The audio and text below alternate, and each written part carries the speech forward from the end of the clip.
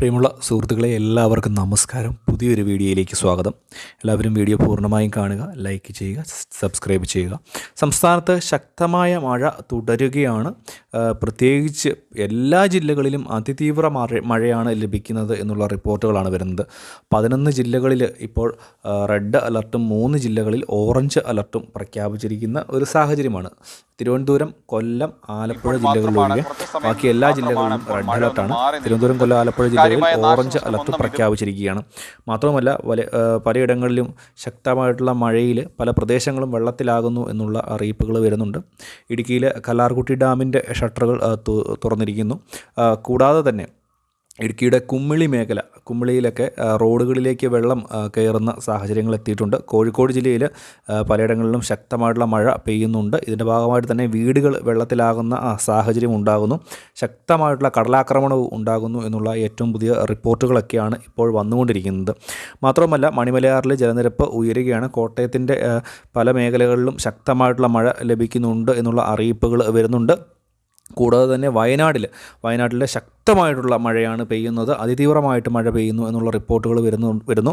നദികളിലെല്ലാം തന്നെ ജലനിരപ്പ് ക്രമാതീതമായി ഉയരുന്ന ഒരു സാഹചര്യമാണ്.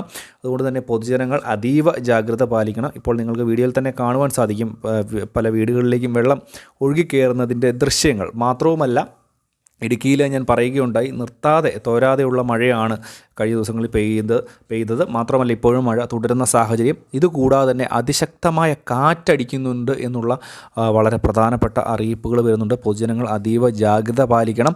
മലയോര മേഖലകളിൽ താമസിക്കുന്ന ആളുകൾ പ്രത്യേകിച്ച് മണ്ണിടിച്ചിലുണ്ടാകുവാനും ഉരുൾപൊട്ടലും ഉണ്ടാകുവാനും ഒക്കെയുള്ള സാഹചര്യങ്ങൾ കണക്കിലെടുത്ത് വളരെ പെട്ടെന്ന് തന്നെ ഇങ്ങനെയുള്ള സാഹചര്യം മുന്നിൽ കണ്ടാൽ തീർച്ചയായിട്ടും അവിടുന്ന് മാറി താമസിക്കുവാൻ പ്രത്യേകം ശ്രദ്ധിക്കുക.